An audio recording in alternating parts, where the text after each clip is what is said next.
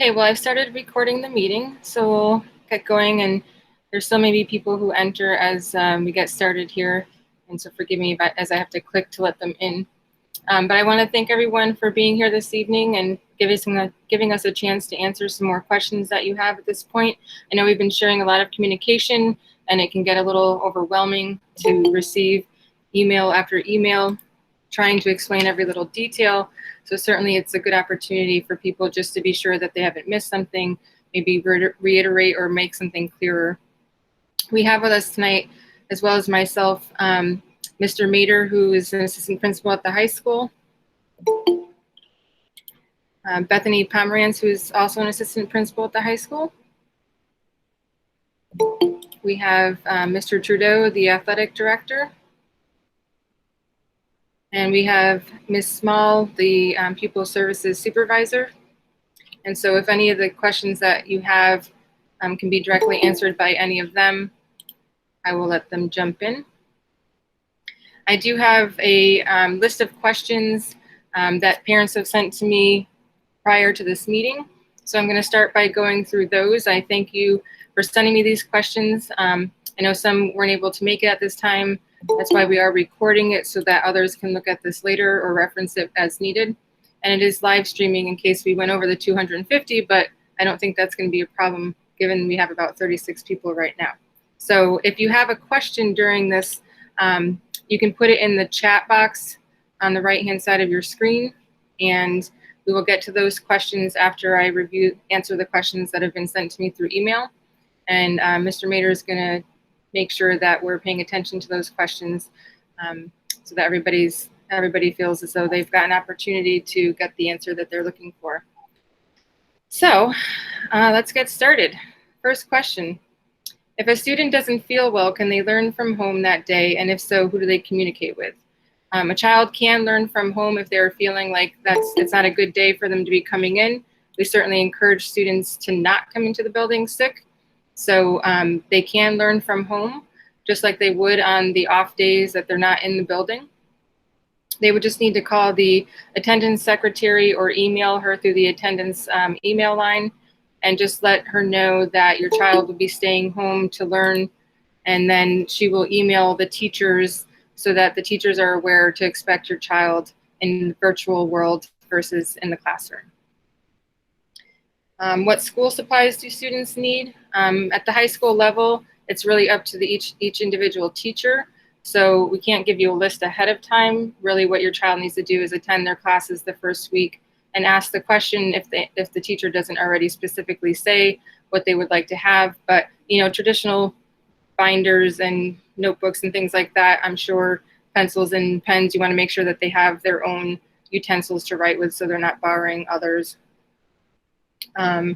And then there could be a calculator in a math class or things like that, but the Chromebooks should pretty much cover a lot of what they need.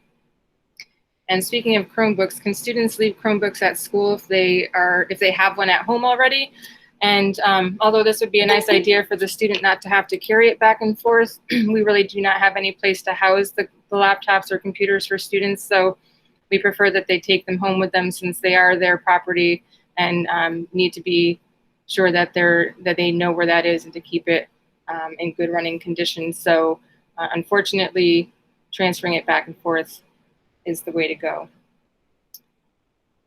If you have a high school and middle school student, where do you drop them off? You would go to the high school parent drop-off. There's a new drop-off in front of the high school where only parents enter and exit, and you can drop both your middle school and high school student off there. The middle school student would walk into the central office entrance and walk straight down to the middle school. That's the same for students who are getting off the bus as well, for middle school students. High school students will enter through the front main entrance of the high school. We're trying to just keep them separated as much as possible. Why did RHAM go nut-free this year? This has nothing to do with COVID, really. It's just that we have students who have severe allergies, and if they come in contact with a peanut product, or even if some even if they smell the product, they can have a severe anaphylactic shock reaction. And so for the safety of those students, we certainly do not want there to be the possibility of any peanut product being around them, not to mention the fact that we will be having students eating in the classroom this year because of the advisory lunches, and we certainly don't want there to be any peanut products on desks where students can be exposed to as well. So we're probably behind the times in not being a nut-free school. Most schools are, for that very reason. It just so happens to make sense for us to do that this year. How will information on student activities, not sports, be provided? There was some concern in past years that announcements didn't work very well, and certainly all students will not be in the school to hear announcements every day. So what we're going to do is have our IT director post weekly announcements and dates for after school activities on the home page of our website, and it'll be very prominent so you can easily see that and access that when needed. What is the criteria to move to a full day schedule? We don't really have specific criteria for that right now, except for that obviously COVID numbers do matter, but that is not the only variable that we're looking at. It's also, do we have the financial ability to return to school full time and to be able to safely do so for students? So we will be evaluating that on a regular basis, but probably more formally per quarter. So our goal right now is just to make sure that we're providing the safest return to school for students possible and for staff, and continue to monitor that as we move along. Is there any chance that RHAM will move to the regular non-block schedule either soon or second semester?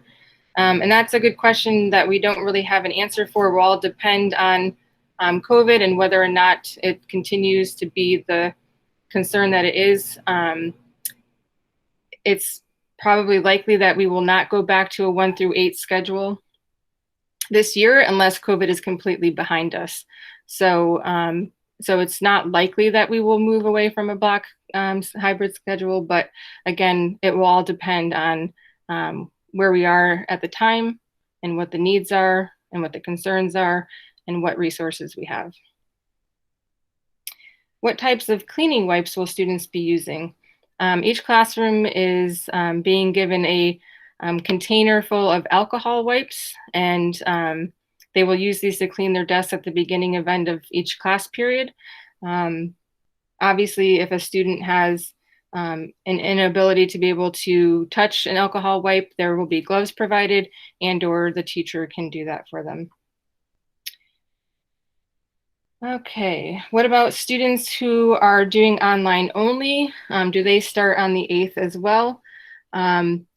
Students the first week of school really need to know from their teachers specifically what will be expected from them, because each student, even if they are coming into the school, will only be attending 1 day next week, depending on their grade level and the letter of their last name.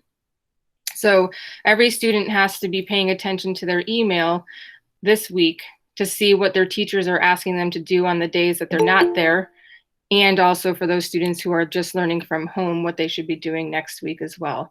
There probably will not be much synchronous learning happening next week since we are doing a half a day and a 1 through 8 schedule. But synchronous learning will certainly start the following week on the 14th. And so that's when we'll really implement our hybrid learning model, our distance learning model, I should say. And that's when teachers will really have expectations for students to be accountable for each period that they should be in the classroom or virtually in the classroom.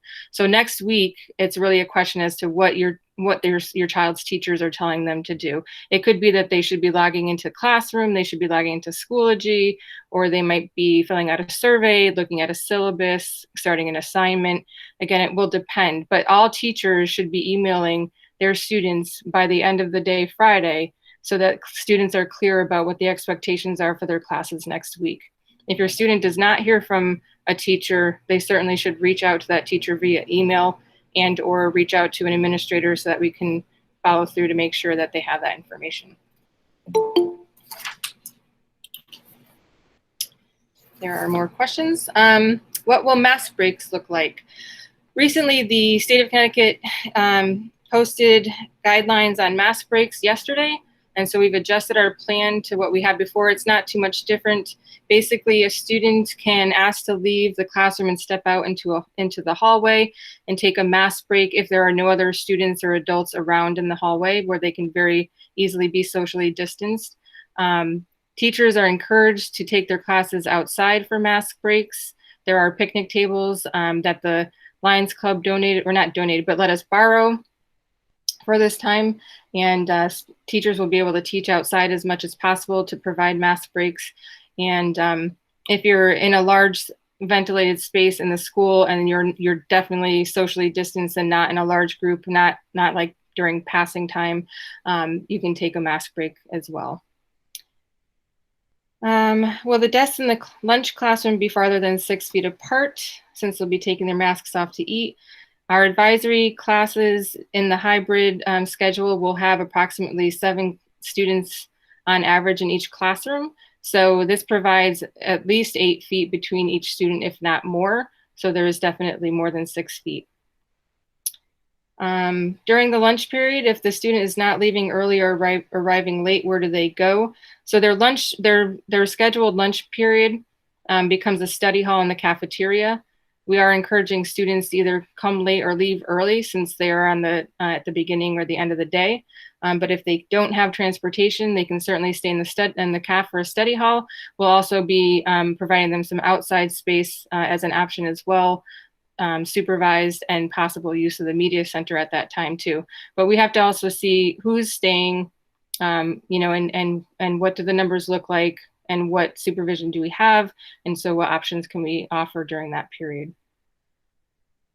How will freshmen find their advisory on the first day? We are certainly going to encourage staff to be out in the hallways to help students find that first classroom, administration and support staff as well. We will be sharing a virtual tour that students created for us so that they can get sort of a sense of the building before they come in. And I'm hoping to have that for you tomorrow or the next day, but definitely by Friday, so that over the weekend, students can take a look at that and become familiar with where their classes might be and where their first advisory class is located. And if they are concerned at all and, don't want to wander around the building, all they have to do is walk into the front office and there will be a friendly face there waiting to help them. And let's see, will students be able to go outside to eat at lunchtime or do they have to stay in their advisory? Students do have to stay with their advisory, but teachers have the option to sign out picnic tables during lunch. We don't have enough for every student, so certainly it's going to be sort of a rotating basis where students will have an opportunity to eat outside. And if a student has a study hall, can they go outside to a picnic table? Again, if it's a CAF study and we have the supervision, we will be providing outside space. But again, it will depend on the numbers of students and the number of supervisors that we have at that time. So those are the questions that I got pre this meeting. So Mr. Mader, can you let me know what other questions we have here? Sure. There's a question in regards to the drop-off and morning procedures. Where are the kids going into the schools in regards to getting off the bus? And since all grades are mixed on the bus, how is that procedure going to happen? So students will be exiting the bus the way that they are seated. So the front will exit first and they'll work their way towards to the back. As I said previously, middle school students will be directed to the central office entrance. And that's like right directly in front of the parent drop-off, right next to the weight room. And high school students will enter through the high school main office. And then since the students are dropped off between 7 and 7:15 off the bus, we have 4 holding areas for students to go to. We have the gym, the auditorium, the middle school CAF, and the high school CAF. And each one, there's a different grade level that can be there. So we're trying to separate out the grades and just giving each other more space and not having everybody congregate in one area, which is usually the cafeteria and the atrium. So we will have people directing them to those areas. And then once 7:15 comes along and teachers are in their classrooms, we'll send the kids directly to their first period class. And if a student comes in at 7:15, they can go directly to their first period class. Next question is, what does the first week of school look like for distance learners? Do they only log in for their assigned day? Again, as I stated previously, the teachers will be emailing each student to let them know what they're expecting. They may not even be logging in at all and having synchronous learning in the first week, because it's going to be tough for a teacher to have synchronous learning when they're meeting with their students for only 20 minutes and we're going from a 1 to 8 period that day, those 4 days. So it's going to be quick, and really those first 4 days are for students who are coming into the building to get to meet each one of their teachers, know where their classes are, and get some quick information from their teachers, get a lot of the COVID information and expectations. And so really there's not going to be a lot of learning happening in the first week. So for a learner at home, they're going to really be looking at what the teacher has sent them in terms of like, what's the syllabus, what's the expectations, what should they be working on during that time since they aren't in school, how do they show that they're accountable and attending to the classes that they should be that week. And again, that will look different for every student depending on what teachers they have. The next question is in regards to COVID testing. Any plans for COVID testing students and staff? No, not at this time. It is not recommended nor required by the health department or the State Department. That would be sort of like a moving target, a very expensive moving target, because even if we tested everybody in one given day, doesn't mean that they don't have it the next day. We would have to test on a regular basis. And as you know, I don't think that schools, no matter where you are and how much money the town has, I don't think that there is, unfortunately, the financial ability to do that, even if it was something that we thought would be useful. So for all those reasons, no, we will not be testing students or staff. The next question, what are the tracing methods that will be used if someone tests positive? That is all through the Chatham Health District and their guidelines. And as soon as we have a case, we will notify them immediately, and they will direct us as to how to proceed. So they will have their contact tracers. It will not be through our school system. It will be through the health department. And so therefore they will be making contact, and we will be, certainly participating in that and doing whatever they're recommending that we do. But we do not make those choices at that time. It's strictly coming from the health department. Next question, just to clarify, all middle school students will only attend physically or virtually one day next week? Yes, the students who are physically coming into the building will only be there one day next week. So ninth graders A through K come in on Tuesday. Ninth graders L through Z come in on Wednesday. 10 through 12 A through K come in on Thursday. And 10 through 12 L through Z come in on Friday. Virtual learners may or may not be logging in and actually virtually attending. They will be doing whatever it is that their teacher has asked them to do during that time. The next question is in regard to mask breaks. I read mask breaks will be given in the classroom corners. Please consider avoiding this, as our kids are all contained in the same classroom and vents need to be considered with airflow carrying across the classroom. Right, and so the state agrees with you, because they stated yesterday that that is not considered a viable mask break. So we've taken that out of our policy. So it's no longer possible for a student to take a mask break while in the classroom. That's why they may need to step out in the hall, where we hope there will be no one out there, and certainly they will have to check before they do so. And then, they just have to use their common sense as to, is the hall safe for me to stand out and take a break? And again, that will be per teacher permission as well. What happens if our student goes day one in person and doesn't feel safe and wants to switch to online learning? All you have to do is call the main office and talk to Miss Jen Choma, and she's the one who's doing the record keeping for who's staying home and who's coming in. And she will take care of letting everybody who needs to know, and they can start so immediately. So any student who wants to come to school in person can can do so at any time as long as you give us a call and let us know, and vice versa if you want to switch to virtual learning, the same thing. So just call the main office and let us know, and we'll make sure that everything's in place for you to make that switch. Do students have to eat lunch in school? No, they do not. Obviously, we have to, by state law, provide them an opportunity to have a lunch period during the day and provide them the opportunity, but they do not have to eat. So if they want to, refrain from that and maybe eat later when they get home, since they do get out earlier, that is totally up to them. If that's if they feel safer that way. And some students, even in the past pre-COVID, just choose not to eat in school, and that's always an option. If a student chooses, can they come into school only one day and do the rest of the week virtually? Well, that's a difficult question to answer. I mean, the easy answer is yes. I mean, they can choose to come and go, really, as long as parents are communicating with us what it is that the child wants to do.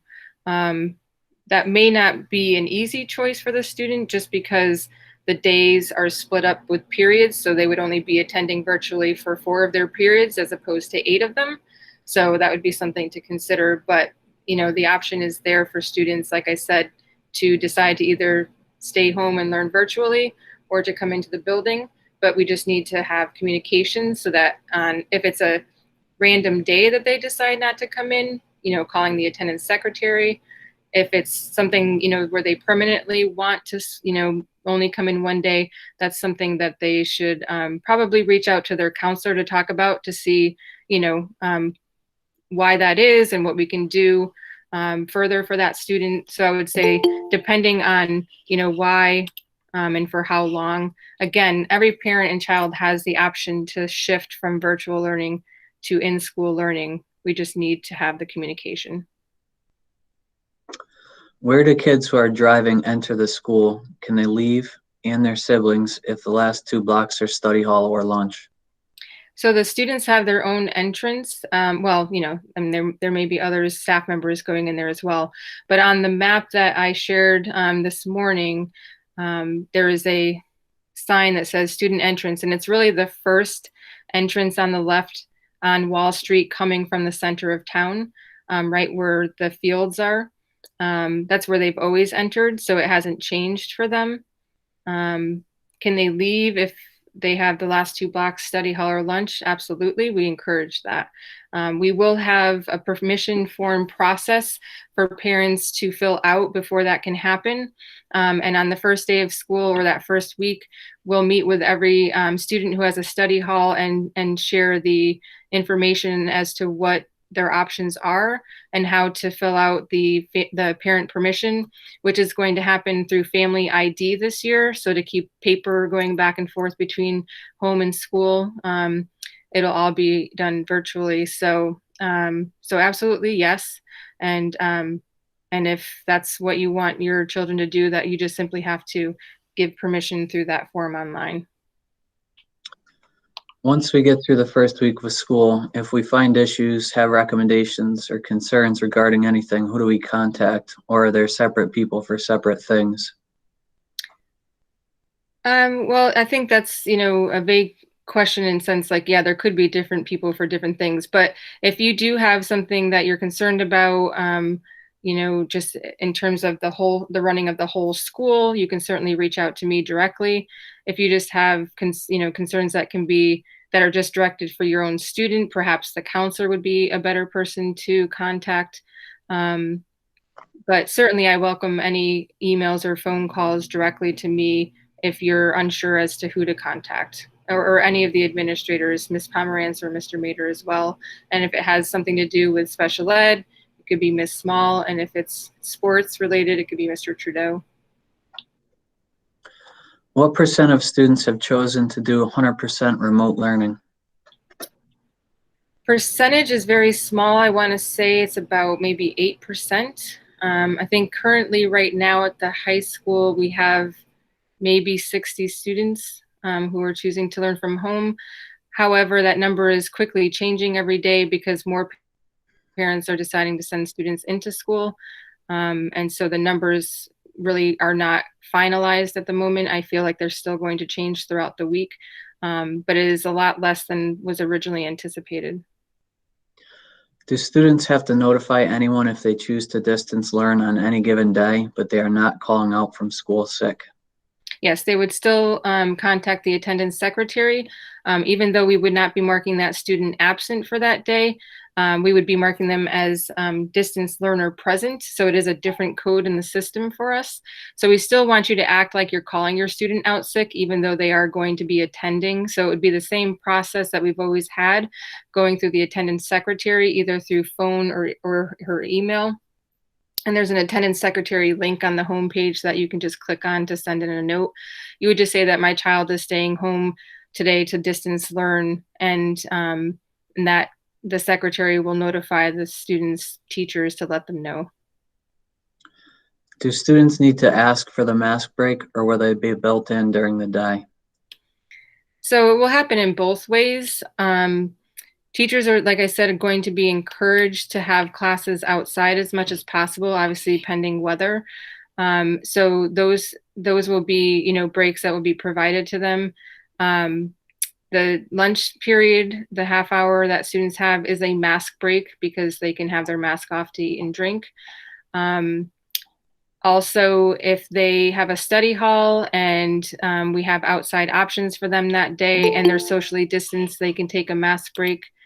But if a student is feeling like they need a mask break during a classroom that is inside, they would need to ask their teacher to take that break and step out into the hallway, providing that there's nobody else in the hallway at that time. When students are doing virtual learning, the opposite days their peers are in school, not on Wednesdays, will they be watching their class live from home being taught to the kids who are in school? In most cases, yes. That can vary depending on what's happening in that classroom that day, what the teacher has planned.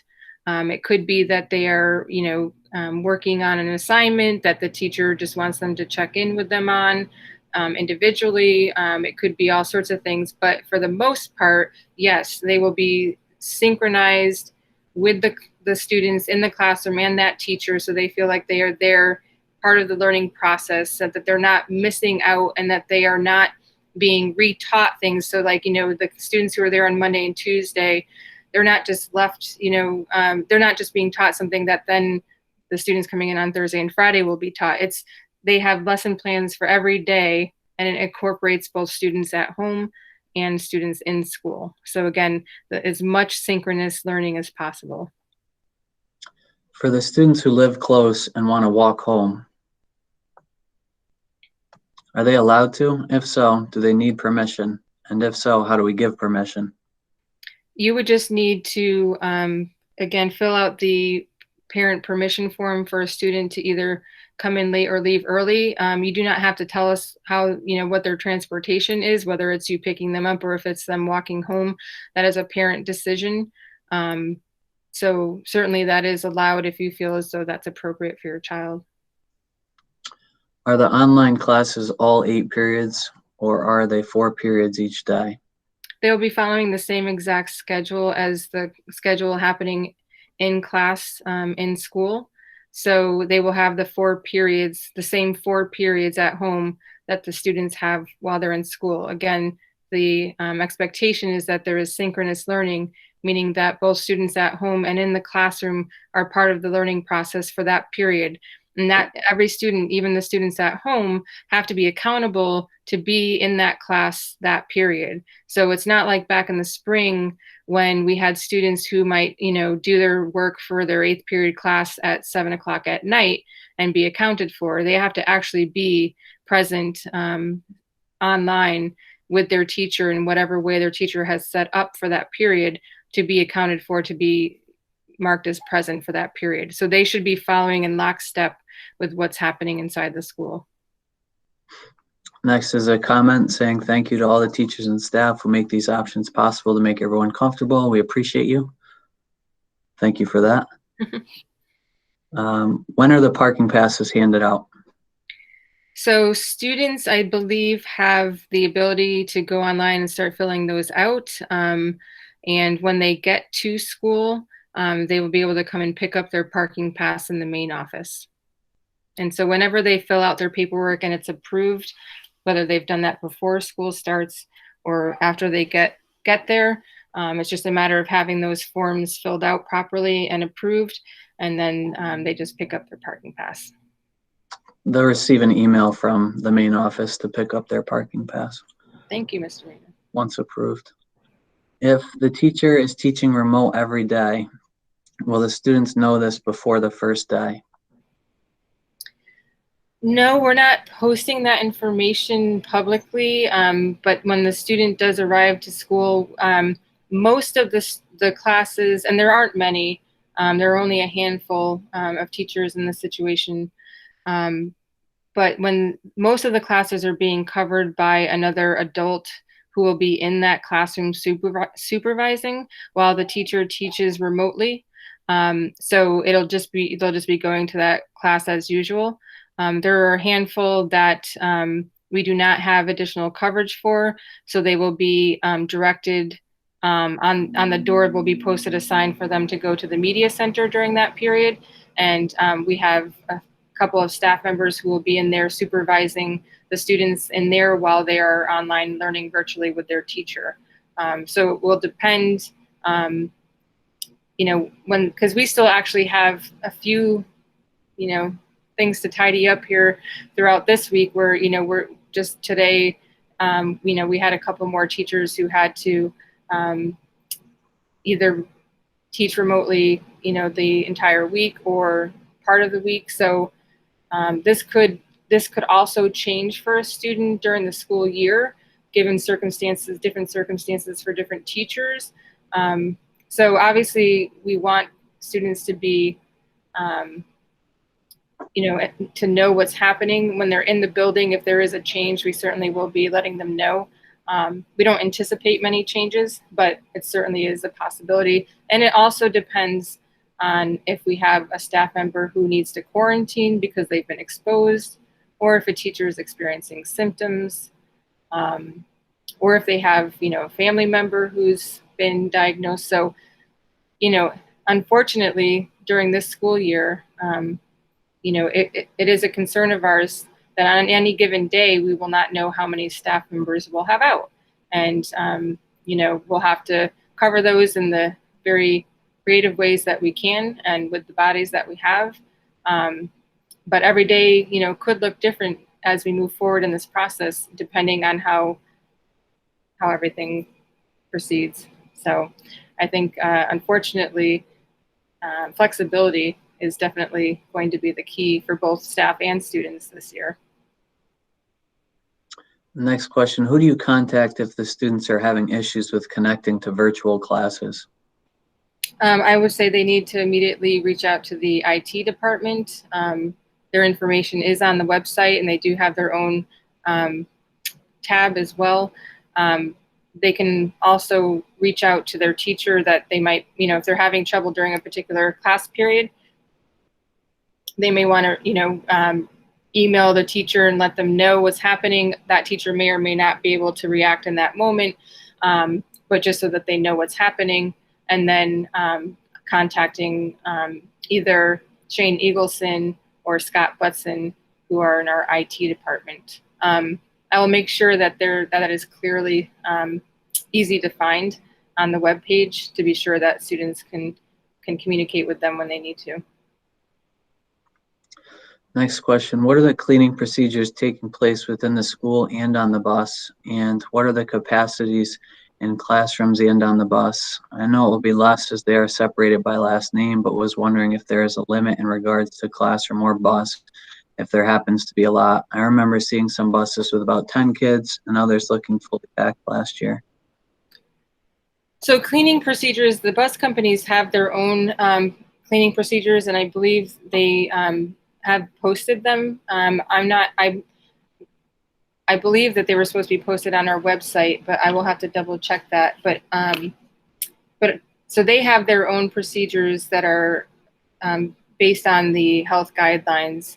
And I do know that they are cleaning buses in between routes, so that if they're picking up high schoolers and middle schoolers, they'll clean the bus in between going to the elementary school and vice versa, and that every night they are deep cleaned. As far as capacities, well, and so you're cleaning within the school. During the day, we have extra custodial staff who are going to be in the building ready to, keep bathrooms clean several times a day, and, other common spaces. In the classrooms, the kids are cleaning their own desks when they walk into the classroom and cleaning it when they leave, so that it gets cleaned twice in between uses. Each evening, they'll clean the entire school. On Wednesdays, there will be a deep clean as well with students out of the school. And then as far as capacity, there's no limit as to how many students can be on the bus or in the classroom, beyond traditional capacities. The state just requires that however many students are in the classroom be separated, be socially distanced as much as possible.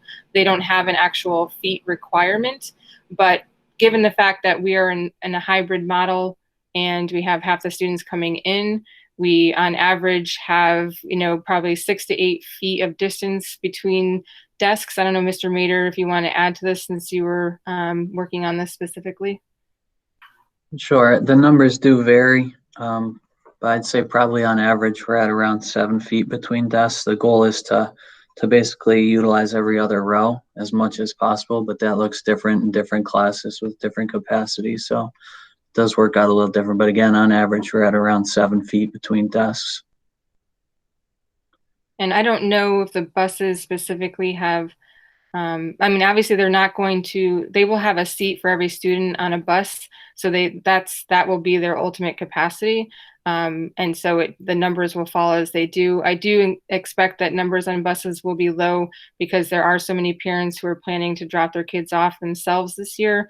Based on our survey, it was looking like 60% of parents wanted to drop their students off. So I don't anticipate the bus numbers to be high.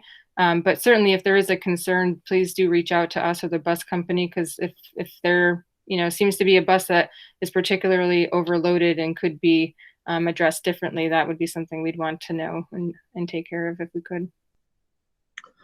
Next question, figuratively speaking, who covers the teacher who has been exposed and is home quarantining?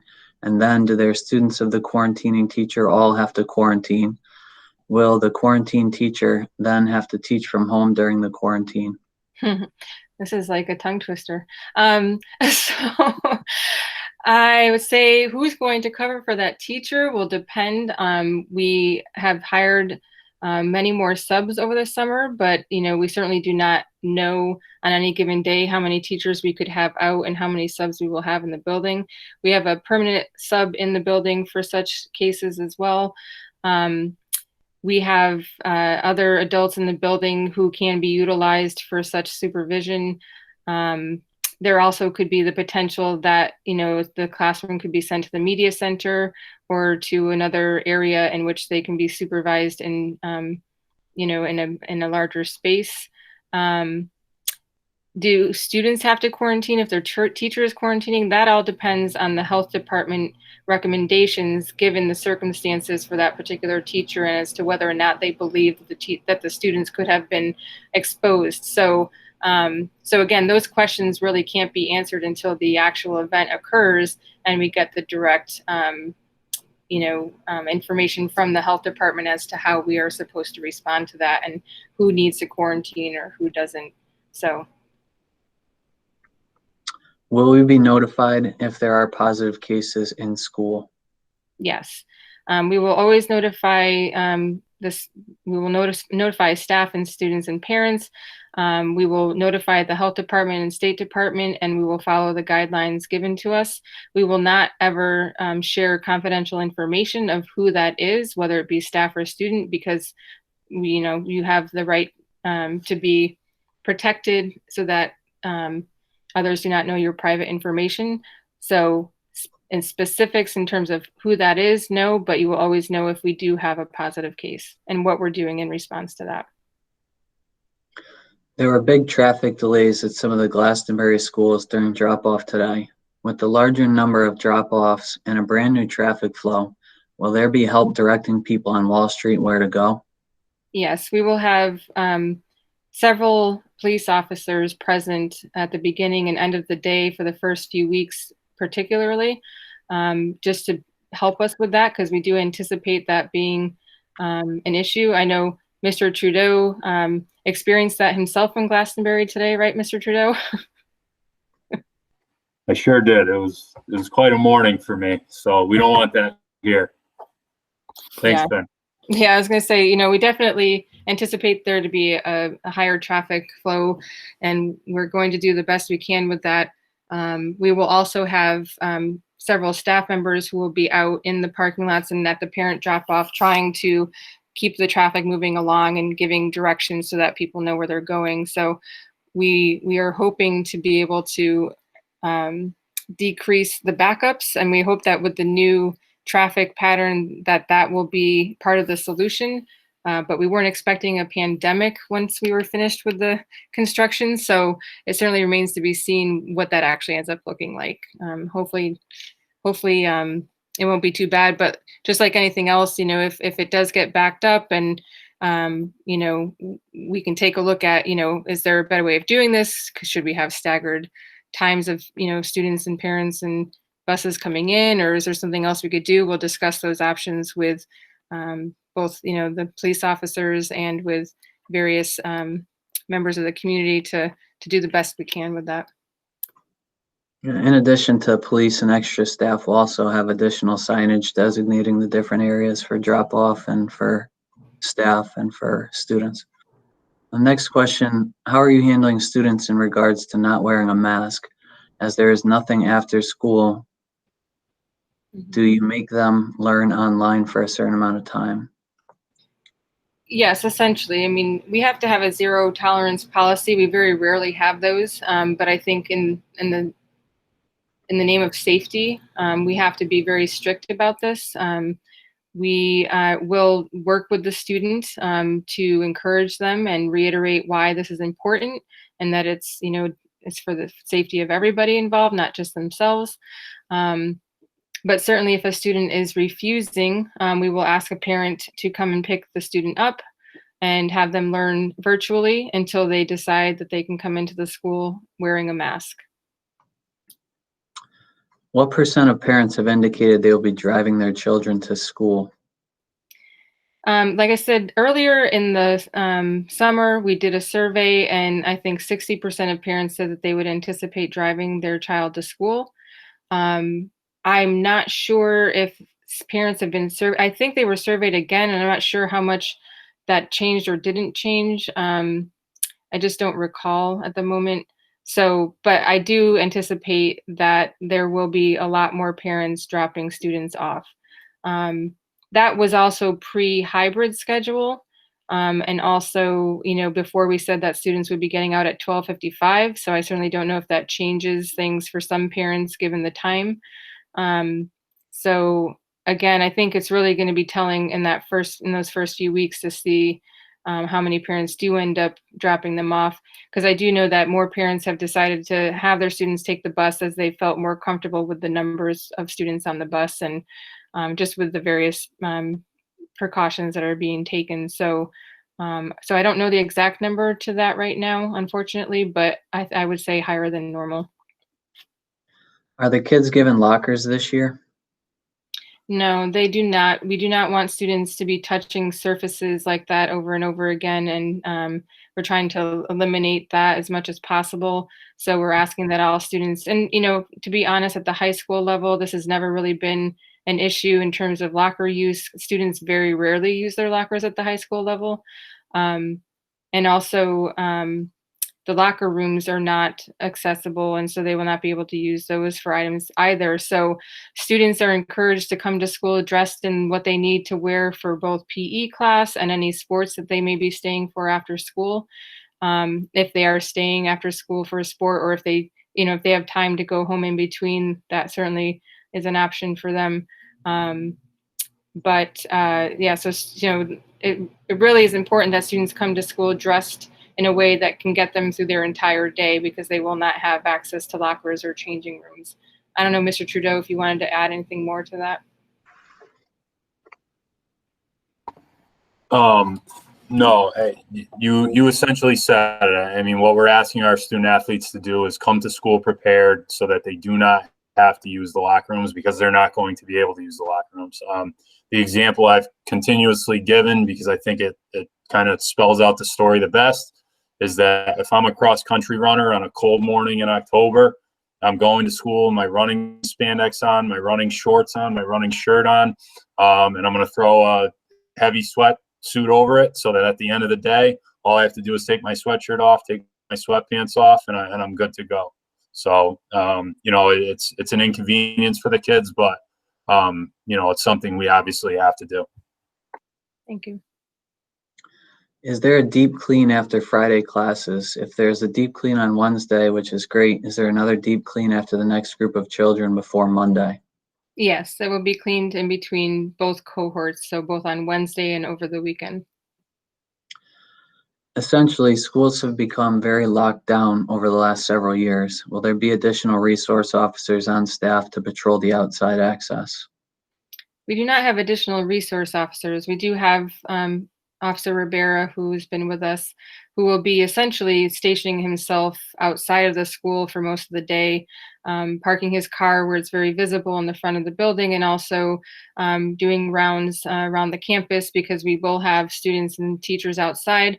Obviously, that is a concern in terms of what we've practiced and for the last several years. You know, a lot of these things are going against what we've put into place to keep students safe inside the school. Now, health safety, you know, is definitely taking precedent. So, with students outside, we definitely, you know, want to be more vigilant with those who are outside of the building. We also have hall monitors in the building, and we have an additional hall monitor staffed at the middle school this year, and part of what they will do is also to monitor those outside spaces as well as inside spaces, to sort of be our eyes and ears. And we also have additional cameras in the building. We have screens in the offices where we get to watch cameras on a regular basis throughout the day, excuse me. And so we've increased a lot of our security measures in the last several years in ways that I think will be helpful to us, particularly during COVID times. I certainly know that Officer Rivera will also work closely with the state police, the Hebron police, to ensure that we have you know, additional eyes on the building as they're able, and to be working closely with them. So certainly, you know, I would love to have as many eyes on the building as possible. And so we will be continuing to communicate with the local officers to be sure that we are doing as much as we can to make our students safe during this time. If the students stay after school for sports, will transportation be available? As there was late bus last year, is that still an option? Unfortunately, no, we will not have a late bus this year. It just is unfortunate that, you know, with buses needing to have time to clean and to clean in between runs, that is not an option for us. And also just having, we're discouraging students to be on campus after school unless they are here for a sport. And also, if a student is not in on a particular day because they're learning from home that day, they still can participate in sports, but only if they can get a ride back to school. So unfortunately, the sports involvement does rely on personal transportation. I don't know if Mr. Trudeau, you have anything else to add with that? Yeah, just that, you know, I've said to the students who might have transportation issues on days that they're here, that they don't need to feel like we're kicking them out of the school. And if they don't have a ride back later, they have to skip practice. We are going to offer a supervised study hall for those students.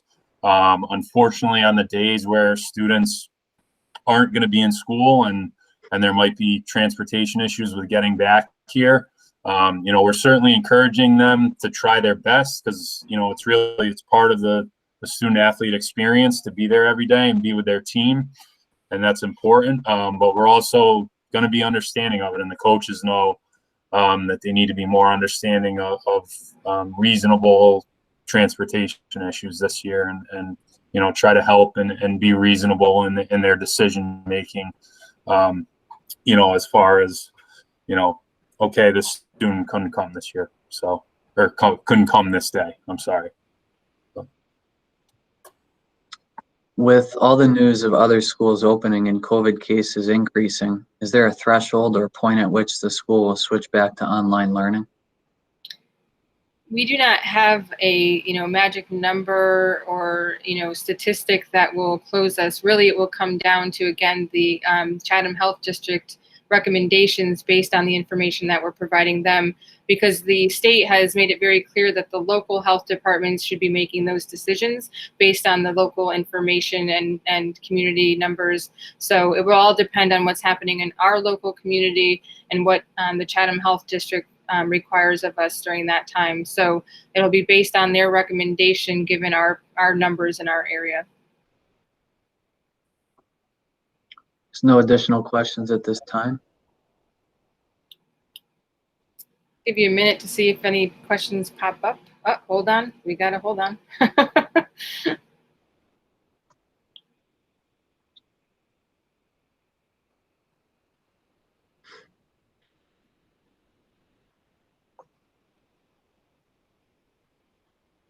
All right, we'll see if that question pops up. I do want to say thank you to everybody who was here this evening helping out with answering these questions, and also just thank all of you for your time and energy and all this, and your patience for sure, because we understand that it is not easy to stay aware of all of the information that's coming at you and changing on a regular basis. So we appreciate your flexibility and patience with all of that, and your willingness to hear us out and to, you know, ask us questions and give your comments and your recommendations. It really has been a community effort to make this, you know, possible. And so I really do appreciate everybody's involvement. Did we get a question that popped up in there? We did. How does the elementary play into online learning in regards to siblings? So I think if you're meaning in terms of like if you have an older sibling who needs to watch an elementary student, or, you know, because I know that originally there was some talk of Hebronell going to a hybrid model, and that was going to cause some issues there, or, you know, could be for other reasons.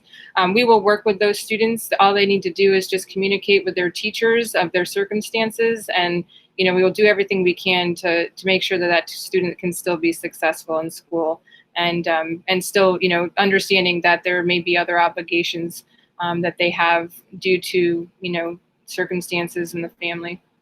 Oh, I think the question was, there's a clarifying statement. For example, if an elementary student gets COVID and has a sibling in middle school or high school. Oh, okay. Right. Then that will probably, you know, require that student to quarantine as well, because they've been exposed to somebody who has it. And then, you know, we would have to just go ahead and follow the guidelines given by the state and the health department in those situations. And they're very specific about, you know, if you've been exposed, you do have to quarantine for a couple weeks from the date that you think you might have been exposed. And then you also, I think, could get a test to show that you're not positive, but it has to be so many days away from the exposure. I think it has to be 10 days afterwards, because symptoms and things can show up after a certain amount of time. But again, all those specifics of what that means for that particular student or anybody else that may come in contact with them will be addressed by the health guidelines and the recommendations of the Chatham Health District, and that we will be communicating those with, you know, communicating that with those involved, as well as their staff at the health district whose job it is to communicate as well. So so if a circumstance like that pops up, the best thing you can do is let us know what's going on, and then we can address it according to the guidelines. There's no additional questions at this time. All right. Well, I appreciate all the thanks, and we're hopeful that we will have a great start next week. We're really excited to see the kids.